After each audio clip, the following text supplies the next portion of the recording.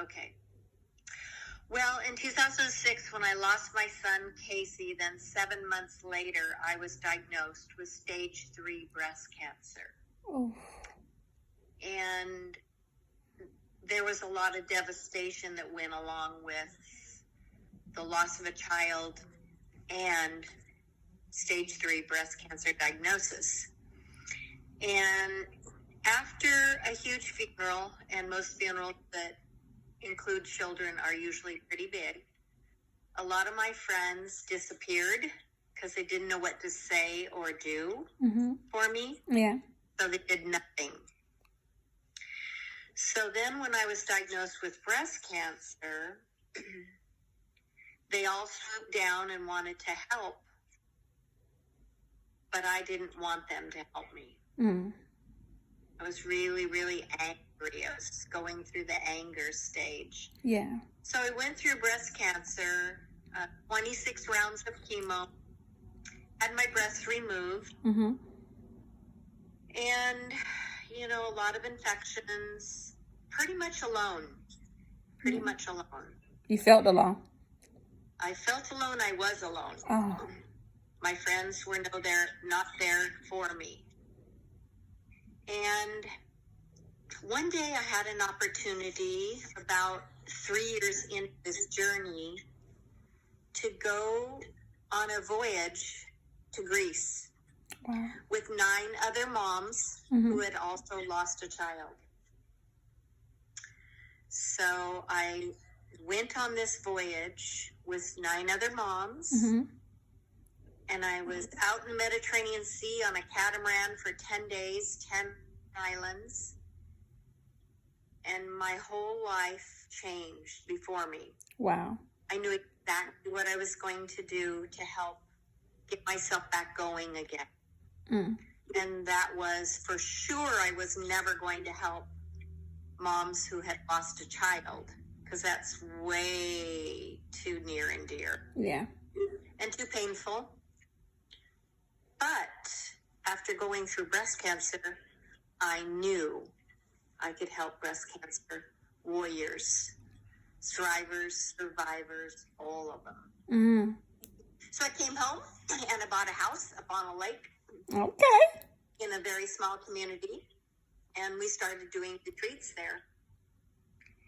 And I facilitated them. It was pretty interesting. Women from Portland, it was a long ways for them to travel. They got lost a lot. And so after 3 years, I decided that it was going to have to be closer to Portland. Yeah. So I bought a floating home on the Columbia River. Okay. And we did 3-day retreats in my floating home until the pandemic hit. And then when the pandemic hit, the nonprofit sector said, nope, you can't have 10 women in your house because of social distancing. So we pivoted, and we had a party barge boat that was donated to us. Wow. From a dealership here in Gresham. Okay. And so I taught paddleboarding and kayaking. We went out on a boat excursion. We had lunch on the Columbia. And the most important part to my story and my nonprofit is this. Everybody gets to go at no cost. Wow. And when I say no cost, that means a lot of fundraising. But 8 other thrivers are going with me. Wow.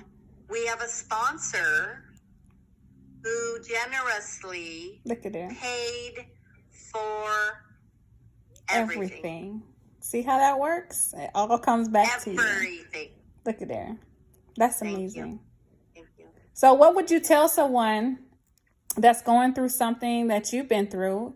You lost a son. You've been through cancer. You're still looking beautiful. You're still thriving. You're still smiling. I'm pretty sure you're still trusting God. What would you tell someone that's, experienced something that you just went through?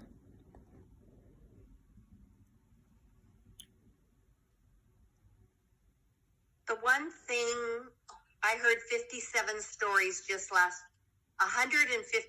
stories just last year. Mm.